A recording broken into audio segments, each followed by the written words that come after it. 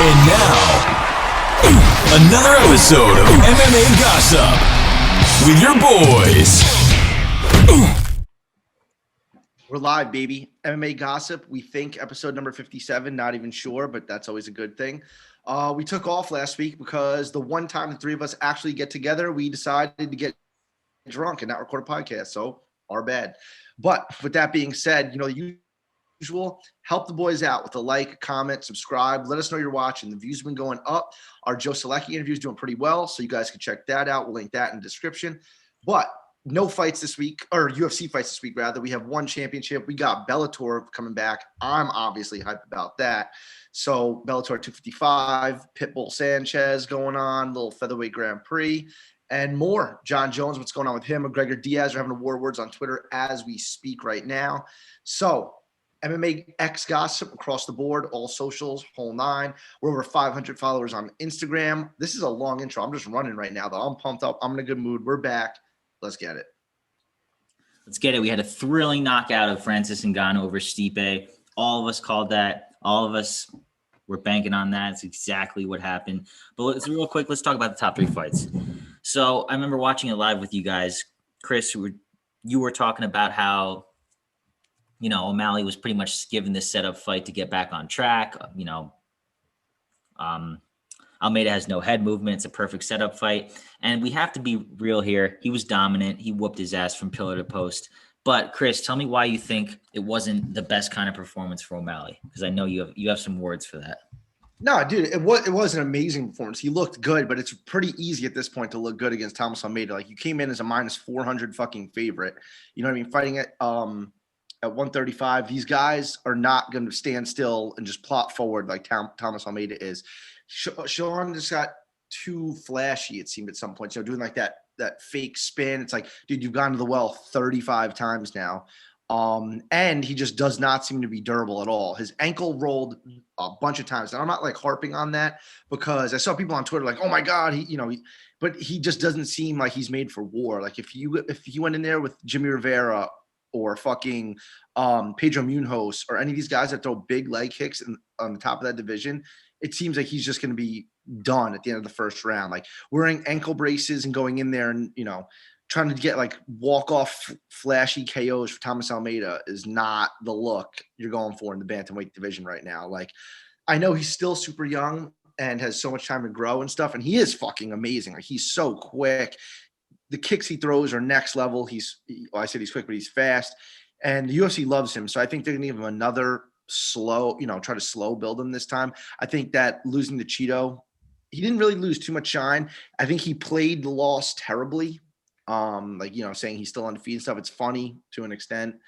But yeah, I just think his durability is even more so at question after a win than it was for me last time. Like, freak accident, I get it. But now it seems like, dude, against Andre Sukumtoth, you get stretched out of the octagon and then you get like surgery on your fucking ligament in your ankle. Like, you could just not walk for, lay off it for 2 weeks and you're fucking fine.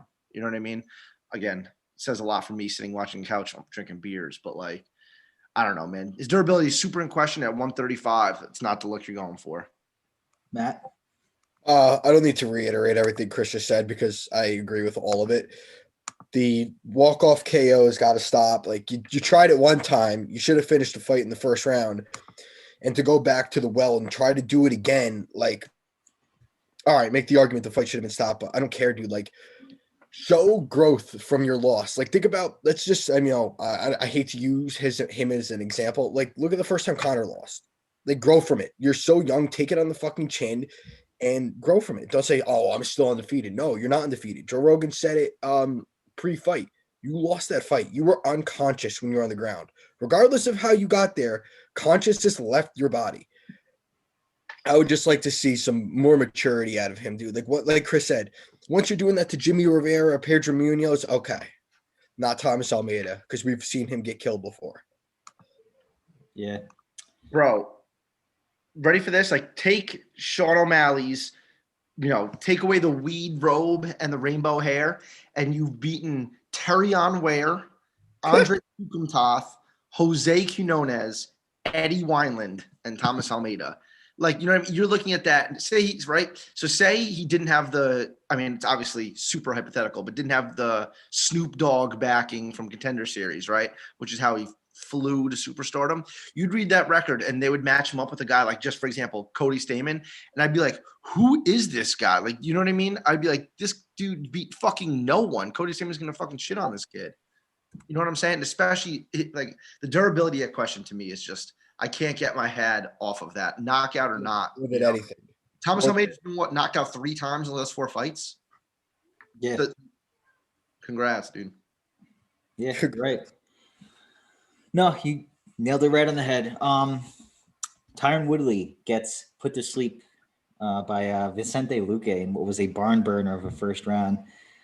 Man, I think he looked fucking awful from that time the fight started, coming out, winging punches, overextending himself, man, getting clipped, rocked, dropped, and then submitted. Man, it's over for you, dude. What do you think, Chris? Bro, see what Dean Thomas said their game plan was for the fight? What? Don't get backed up to the cage was the only game plan Tyron Woodley had going into that fight. And it didn't work out well. So it seems like Tyron Woodley, backs up in the fence, gets teed off onto the fence. That's the way he loses fights. Now Tyron Woodley comes forward, throws overhands, reminiscent of old Tyron Woodley, and gets dropped and choked out. So it just seems that it's not a performance issue. It's an age issue. I think he's 38, maybe 39 years old at this point. Has not won a round since like 2018, maybe. Not a single round. Has gotten Usman hurt him. Colby finished him, and Vicente Luque just took his ass out in the first round by submission. So it's like, oh man, it's how the mighty have fallen. But Tyron Woodley gave us some great performances, some awesome highlight reel knockouts. The knockout of fucking what's his name, Josh Koscheck, will probably be in a UFC highlight reel hype video till the end of time. So Tyron Woodley, it's just, I don't want to see him go to Bellator or some stupid shit like that. Just retire, go to High Rollers, be a celebrity face. He's good in the desk too, and he obviously knows his shit as a past champion. So that's where I'd like to see him best. Thoughts, Matt? My bad, Mike. I didn't know if you were going. No. Yeah, I agree. I'm not going to trash the guy because he did go out there and he threw more punches before he got finished in the last 4 years combined. He made it entertaining and he hurt Luque and he went for it. You know what? I'm not looking for some stunning performance out of Woodley at this point in his career. I think what he gave me was entertaining, but you got to take a look in the mirror, dude. You're not going to be champion again. Like you said you are. Like, it's just anybody could see that. Dana could see that. He'll probably tell you. He'll probably laugh while telling you. Well, like, just call it quits, man. You got a good thing going in the booth. You don't have to get hit in the face anymore. You got to know when it's over. But thanks for a good fight. It sucks that we see you go out like that, but it's not like you weren't champion and you were a solid champion. So I'm giving you an early congrats to your career because I think you end up making the right decision. Yeah, that's pretty much it. Main event, guys. Got to ask you this one question. What was going through your mind when Francis Ngannou stuffed that takedown? This is a wrap. This fight's over. Dude, Stipe was even like, in his head, he was like, oh shit, I actually have to exchange with this guy a little bit. First exchange, he literally tore his ACL from falling backwards. Dude, when he stuffed that takedown, spun to the back and started landing punches, I was like, oh shit, this is like over. Like, you know what I mean? And granted, he made it into the second round, but it's a wrap, ladies and gentlemen. Like, honestly, sitting in the corner, looking at Stipe in the corner with his hair standing straight up, fucked up. I'm like, oh, this is not a good look. And it seems like every Francis Ngannou victim nowadays has to also take at least one hammer fist after they're already unconscious. It's rite of passage at this point. Stamp of approval. Fight's not over yet. Boom. Ngannou was here. Yep. It's crazy because the narrative is like, I had a couple of friends that text me, big Stipe fans, and they were just like, yo, what am I missing here? Why is Stipe the underdog, man? He beat his ass 50-45 in the first fight. And I was just like, I honestly didn't have much of an answer for him. I was like, listen, Francis is going to knock him out. The odds, don't forget about the odds. Forget about what happened in the first fight. It's a different beast than Francis Ngannou. He's just got that special death touch that no one on earth possesses besides him. Incredible. I saw something on Twitter. Sorry, Mike, just to bounce off that. I saw some kid on Twitter tweet like Stipe Miocic at an underdog. You'll never, ever see him at these odds again. Bet your mother's house on or your grandmother's house on it. And some kid comments on it and goes, for the love of your grandmother, do not bet her house on it. This is exactly what the bookie wants. If you love her, save your money or some shit like that. And I was like, that sounds like Matt responding to that. Dude, literally. I'm not just saying it now because we didn't record a podcast last week. I've argued with so many people, dude. I didn't envision this fight going I didn't think another outcome was humanly possible.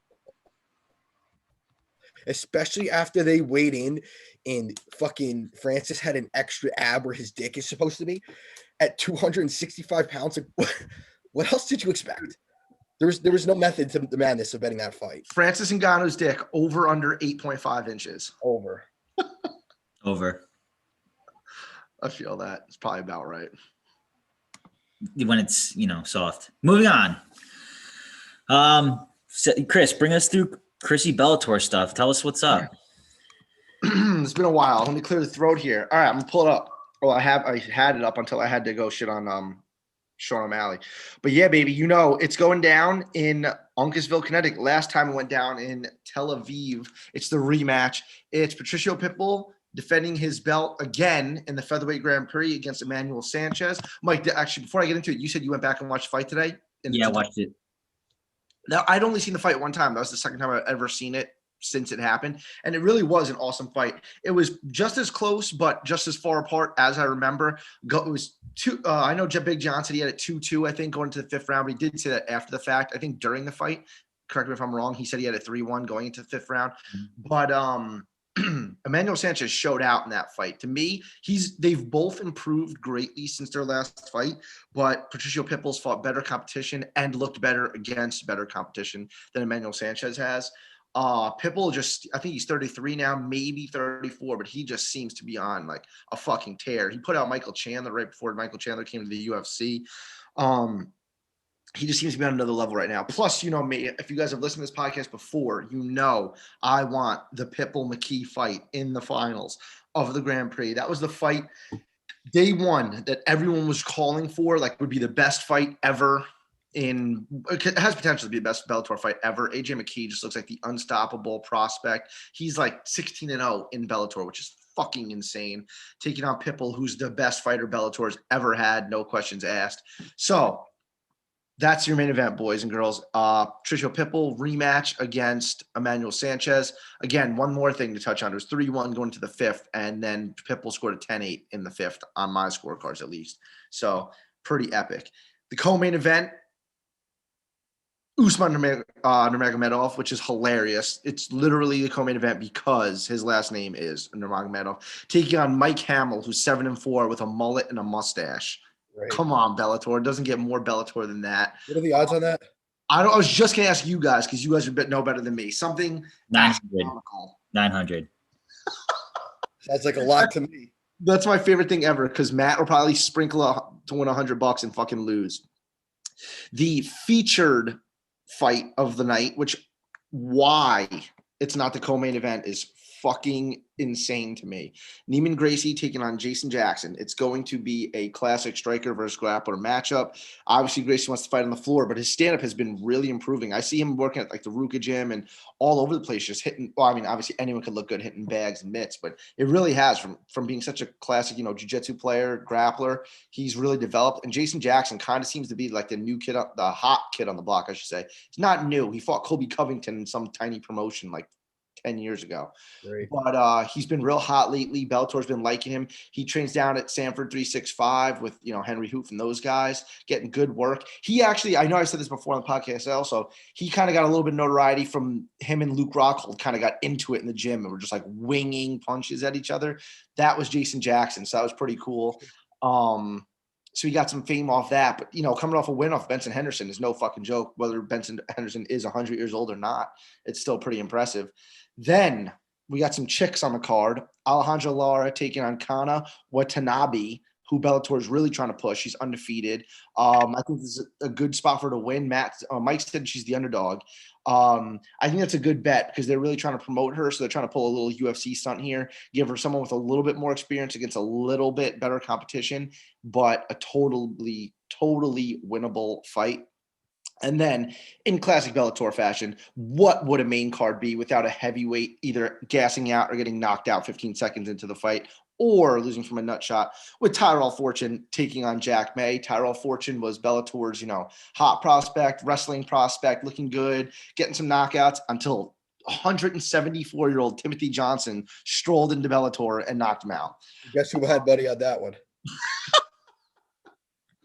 The prelims, I'm just running through them now. There's nothing really too notable on the prelims here, except my favorite fighter, Trevor Goody, who's kind of got famous.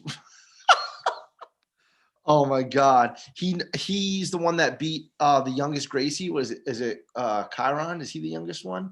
I'll think of it in a minute. But anyway, he beat him, and it was awesome because, quick story, I had bet the fight's already over, and Trevor Goody was a plus 450 underdog.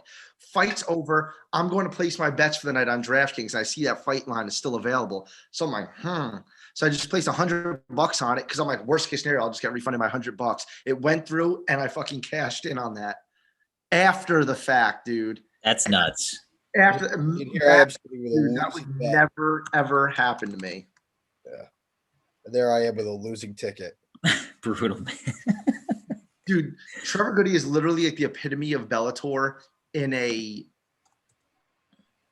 he's 6'4", skinny as can be, mullet, just like, the typical Bellator, like sacrificial lamb. And it was Conry Gracie. And Conry Gracie just goes in there pulling guard and looks like a fool. Yep. Terrible. But Trevor Goody and his 2-1 record are on the line. And Magomedov was actually on the card too. I forgot about that. One of the 50 Magomedovs. Roger Huerta's on the card, which is fucking comical at this point. He's really got nothing left in the tank. But yeah, dude, I'm pumped. Bellator's back. It's been a minute. I'll definitely be watching. Nowadays, Bellator also, which is a note, is this the first time in a while it's not going to be on DAZN? It's either going to be on Paramount Plus or Showtime, right? So that's how you watch.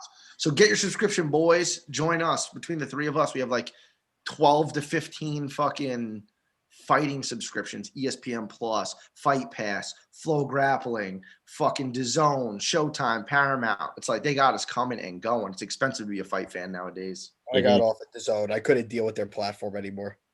I swapped it for Flow. I feel that. Yeah. Big news coming on next Wednesday, 1 on TNT, featuring Mighty Mouse Johnson going up for that championship against Adriano Moraes, and then Eddie Alvarez co-main against Yuri Lapicus. Problem is, it's on tape delay, guys. The fight's at 7:30 in the morning, but it's being aired. It sucks. Yeah, but it's being aired at, I guess 8 o'clock at night, something like that. Let me just double check. 10 o'clock Eastern time. Wow. So it's late. So you guys, it's either stay off your phones for literally 13 hours or just watch it on tape delay. It is what it is, right? Any thoughts on this, guys? I mean, it's pretty cool to see on TNT, but any thoughts? It's sweet. It just sucks because they're obviously catering to the Asian market, Singapore, China, Japan, but it's just like the same thing with the UFC, right? Like I guess the tape delay is really what sucks. Bellator went through this and now it's finally live and it was big news. But it just sucks because tape delay just fucking blows because the results. It's unavoidable. Us as fight fans, I'm not going to look at my phone to see if Eddie Alvarez won for 13 hours. I'm just not. I can see it's different. It sucks like UK fans and stuff. I could put like Conor McGregor on tape delay. No, it's impossible. But I do get that they're trying to make a splash in the U.S. market, so good for fucking one. Even though they claim to have billions and billions of viewers, that they clearly don't. If you look at their financial statements, they are in debt and are bleeding money. That's why Miocic Tate jumped back to the UFC. Yeah. How does that work? She never fight contract with them. She was under like a working contract, I guess. Yeah. It's so weird. Like there should be like maybe there's a loophole in like the fucking no conflict or whatever agreement, no competition agreement. Oh, that's weird. But It's just funny because I'm not mad about it. Shatri is just such a bullshitter. I guess that's his job as a promoter. But like, he comes out and says like, we've signed Gordon Ryan, and really it made it seem like Gordon Ryan's going to jump right and like fight MMA now, right? Like that's what everyone thought for like 6 to 8 hours. And then Gordon comes out and says he signed with them for some grappling matches. And if he ever decides in his life that he wants to do MMA, his fight will be with one. But it's like, he's not going to fucking do that. And if I was him, I wouldn't fucking do it either. Yeah. I don't know. Maybe Gary Tonin gets in his ear and he's like, yo, it's not that bad. I don't see it. He's the best, and it's not even close at jiu-jitsu. He's making jiu-jitsu cool and popular, and I love to see that. So selfishly, I want him to stay there. Speaking of, did you see they announced the next who's number one? Yeah, it's pretty cool. It's a good matchup. Gilbert Burns and Lovato Jr., right? Yeah. It's a good one. All right, guys, let's transition. Let's talk about what happened with Jon Bones Jones. Literally a minute after Ngannou flatlined Stipe, he tweets out, he goes, "Show me the money." And then for the past few days, it's just been a meltdown. What? A meltdown? Yeah, I don't know if I call it meltdown. He definitely loves the clout. He loves the attention. But I just think that, I don't want to say he's scared to fight Ngannou, but like I just feel like he should have said something before because like he came to heavyweight first. He wanted to fight Brock, and then he wants to fight Stipe, and then the cards fell where they did, and now it's Ngannou, and now he's like, okay, now pay me. It's just like the timing for it sucks. It makes him look bad. But what do you guys think, Chris? What are your thoughts on that? I think it's pretty cool, man. Like I think it's cool that he has the option to turn down $10 million. I'll tell you that much. But it is kind of like Jon Jones is his own biggest fan at this point. It's like everyone's just like tired. Like, dude, everyone wants to see this fight. You're gonna get paid out the fucking ass. And Jon Jones, like again, who the fuck am I? You put himself in a position to turn down $10 million. Good for fucking you.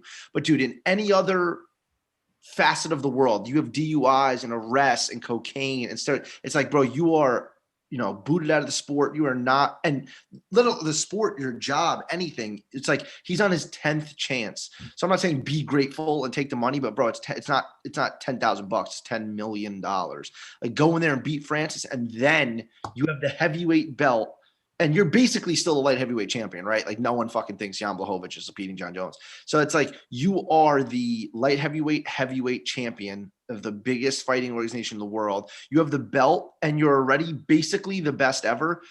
You are so undeniable. They have to pay you. You know what I mean? Like Dana White will have to pay him out of his checking account at that point. Matt, what do you think? Dude, I don't know. I don't think the fight's going to happen, to be honest with you. I don't know why. Maybe I'm in the minority. I just don't think it's going to happen because, like, first of all, the money he's clamoring for, I don't think happens. I think he kind of uses that as his scapegoat to say, "Oh, you didn't pay me enough." And I'm like, but dude, I wouldn't bet him with your money, Mike. And it's not that I'm doubting Jon Jones, but Jon Jones had a hard time knocking people out at 205, dude. Gonna knock out Francis. I know he was already making comments about Stipe's weight and how, like, he could weigh more than Stipe and that weight doesn't really matter. And like, dude, it gets to a point where, and you saw it this weekend, it matters. Like, is Stipe better than Francis everywhere? Yeah, probably, except for pure punching power. And look what happened. I'm not saying the same exact outcome is, but when you hit Francis and he's like, oh, okay. And then he hits you and you're like, oh, okay, that's what's gonna happen, dude. You're 265 fucking pounds. No amount of wrestling for 5 rounds is gonna change that. And I don't care how good of a wrestler you are, you're not gonna take him down for that long. You're gonna have to exchange with the fucking guy. And Dana White, what he said was hilarious. Like, what do you think of Jon Jones and Francis? He's like, I'm Jon Jones. I'm going back to 185. And then Jones is calling for his release. We go fight in Bellator and bring Chuck Liddell out of retirement. What the fuck you gonna do? I don't know, man. I think the whole thing's crazy. And I didn't really care to see the fight that much. Disclaimer. I don't know. I just doesn't really interest. Jon Jones doesn't interest me anymore. Dude, like you said, he's his own biggest fan. Say that again, Chris. I would go crazy for that fight. I want that fight bad. I hear that. And the only I have to say, I have trouble seeing the fight materialize as well. But at the same time, I think Jones is a fool if he at the end of the day he doesn't take kind of whatever the last offer is. I think he should do it. I mean, how can you not, man? But yeah, I mean, we'll see what happens, right? Two things. Imagine if DC would have won the trilogy fight and it would DC versus Ngannou. I would literally not have. I wouldn't have watched pay per view. I would have just got. I don't know what I would have done. I could never watch that shit. DC would have been the third. Actually, I mean, it's either DC's head in the fucking nosebleeds, or he literally wears a singlet to the octagon and just takes Francis down at will and controls him on the floor. But Dude, imagine the first time he tries to close distance against Francis. yeah, because his reach is half of DC's body. Jon Jones would hit DC from his corner. Some brutal news. Jon Jones, Francis, sorry. That's all right. Some brutal news. Obviously, the Till Vettori fight is off. Till broke his collarbone. Right now, the only news we have is that Big Mouth said, "Hey, I threw my name in a hat. Hopefully they pick me," but that's all we have so far. I know that Vettori wants to stay on the card, but as of right now, not looking proud. I'll do it and redeem himself. I think he would beat him too. No, I don't think so. Matt, what about? All I know is it's not a coincidence that Eric Anders signed a contract today. When you said that, I stopped what I was doing at work and typed in Eric Anders into Google immediately. So did I. I was so fucking mad. Stockton is back going against Leon Edwards May 15th. That card is stacked, by the way. So how much are we putting on Leon Edwards to beat the shit out of Nate Diaz? Right, guys? I feel like it's unanimous that Nate Diaz is going to lose this fight. Like, right? I was thinking for 1 second this was going to go any different than when he fought Masvidal, a guy that's just bigger and stronger, and then him beating the shit out of him. I almost feel bad. Dude, I think that right now, minus 350 on Leon, I think the line's going to get even – I think it's going to shrink because people, our friends are going to see Nate Diaz at plus that big of plus money and just hammer the line. He's going to be plus 285. I wonder if you look now if it changed already. I'm going to do that just because. But he opened at plus 285 and to but there's also a lot of Nate Diaz homers that are going to take that. I know. They're just people that don't have the slightest clue are going to bet, or they're going to bet on him. So, yeah, Leon opened minus 275. Right now, he's minus 349. And that took about... So it blew it's wide first. Because I saw Chamet Kaur Sandhu had tweeted that was the opening lines from BT Sport from, I guess, Bet Online AG, where the fuck it is. So I don't know. With Colby Covington. The international king of the sports book and Colby Covington. Right, dude, he's so funny in those fucking videos. I laugh every time. Yeah, he picked Stipe to win too. Did he? Yeah. Dude, his picks are horrible. He's literally if you fade him in those picks, you'll be like plus so much money because he just picks his boys. You know what I mean? I remember when McGregor was fighting Poirier, he goes, he has this whole little skit and he goes, guys better bring a box of tissues to the press conference because Dustin Soye is going to be crying a river. Dustin Soye. Bro, that was so fucking funny. Speaking of, so what do you think, Matt? That's obviously that fight is basically lined up. Poirier and Conor. Nate is fighting Leon. So, ready? Hear me out. So you guys know Usman is fighting Masvidal, obviously. Nate is fighting Leon. So that leaves Colby open, Wonder Boy open, and I guess if you want to throw him in there because of what happened, Bilal Muhammad open, right? Fuck him. And then at 155, it's Gaethje's basically in the same spot as the three of them, right? Because you have Chandler and Oliveira, Poirier and Dustin. What the fuck happens with Gaethje? Ferguson's booked, and they already fought, obviously. So it's going to be interesting to see how that shit plays out. And I wouldn't even be surprised, honestly, if Gaethje fought at 170 at one point. I think that Gaethje, because it's so close. I don't think we hear Gaethje news until after the Chandler fight. Yeah. Only because how close it is. Dana White said he'd have Dustin or Gaethje be the backup. But I don't think the guy though. Gaethje said it before that he wants to prepare for someone. Like I don't think he would even want to do that. Yeah. I don't blame him. I wouldn't want to be like, yeah, I'll make weight and do all that shit for fucking 20 grand. No, like, dude, fuck that shit. I would do anything for 20 grand, but yeah, we would. I would do anything for 20 grand. Dude, Kale was out. Shout out to our boy Kale. I'm sure he's listening at some point. I was driving to go fishing with him, and he was, we're talking about fighting, and someone sees like, you think so and so makes 100 grand? I was like, yeah, definitely. He's like, bro, honestly, I would fight him for 100. I feel you, but like, it's just funny because Kale is like, dude, I'll fight fucking anyone for 100 grand. So true. I feel you get that money, bro. I feel him. Last thoughts here, guys, before we head out. That's really. I'm just trying to think like what's going on in the MMA world. It really is just Jon Jones this week. It's crazy how even though it's a lull in MMA, there's never really a lull. Like the news just fuck. Like, dude, who the fuck knew at 11:45 last night I'm gonna be laying in bed and Nate Diaz versus Leon Edwards is fucking booked.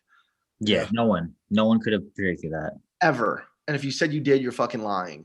I also saw someone say that, I think it was Sean Sheehan, was like, bro, if they could pay Nate Diaz enough money to fight Leon Edwards, they could pay Jon Jones to fight for this. I feel that too. I do. True. Oh, man. But that's it, boys. I got nothing else. It's a slow week, but a fast week. Like you said in MMA, Bellator's fucking back. Let's go. I know. Thank God I've got something this week. Yeah, and if anyone knows a way, maybe I got to hit Mike Dolce, that I could lose fucking 25 pounds in the next month so I don't look like a fucking idiot come the summer, hit us up. Comments on this YouTube video. That's it, boys. Got you on the other side.